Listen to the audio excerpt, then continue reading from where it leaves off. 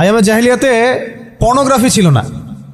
Pornography মানে mobile ফোনে তো বুঝেনি তো, এগুলো ছিল আইয়ামে জাহিলিয়াতে? ছিল না।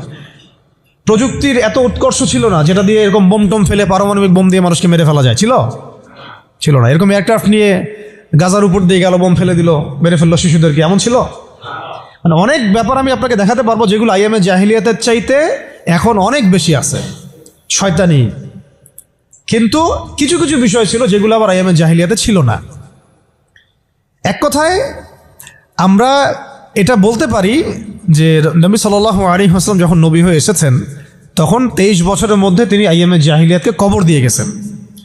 কিন্তু যখন থেকে আবার খোলাফায়ে রাশেদা শাসন চলে গেছে, ইসলামী খেলাফতগুলো আস্তে আস্তে আস্তে আস্তে অ্যাবলিশ হয়ে গেছে, তখন আবার নতুন করে জাহিলিয়াতগুলো এই সমাজে, শুধু সমাজে না, সমাজে, রাষ্ট্রে, বিশ্বের বুকে একেবারে একদম ঢুকে গেছে না, মানে একদম শেকড় গেড়ে ফেলছে। এখন সময় হচ্ছে ওই আবার নতুন শেকড় গাড়া জাহালাতগুলোকে উপড়ে ফেলার, এটা সময় এখন। এই জন্য পরিস্থিতিটা বুঝতে হবে যে নবী সাল্লাল্লাহু আলাইহি ওয়াসাল্লাম কোন জায়গায় দাওয়াতের কাজ করছিলেন।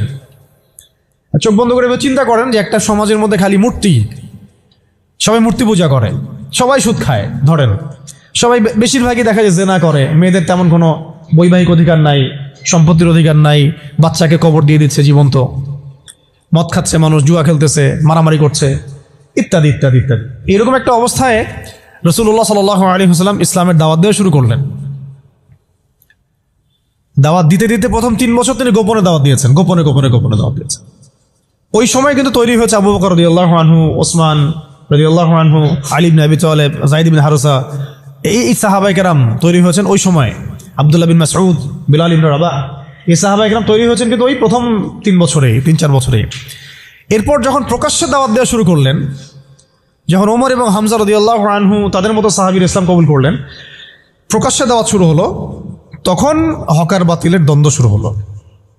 মানে সত্য নিয়ে আপনি যখন মাঠে নামবেন তখনই মিথ্যার সাথে দ্বন্দ্ব শুরু হবে। এটার নিয়ম, চিরায়ত নিয়ম। ব্যাস আবু জেহেল, আবু লাহাব, উতবা, সাহেবারা তো খেপে গেল। এখন এমন কোনো পথ পদ্ধতি নাই যেটা তারা অ্যাপ্লাই করে নাই।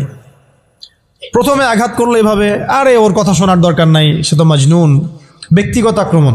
খেয়াল করে দেখবেন এখনও আপনি বাংলাদেশে দাওয়াতের কাজ শুরু করেন, সবার আগে আপনি শয়তানদের পক্ষ থেকে, মানে মানুষ এবং জিন শয়তান উভয়, দুটোর কথাই বলতেছি, শয়তানদের পক্ষ থেকে সবার আগে বাধা পাবেন, আপনার ব্যক্তি নিয়ে সবার আগে আক্রমণ করা হবে, আগে ব্যক্তিগত জীবনে আক্রমণ করা হবে।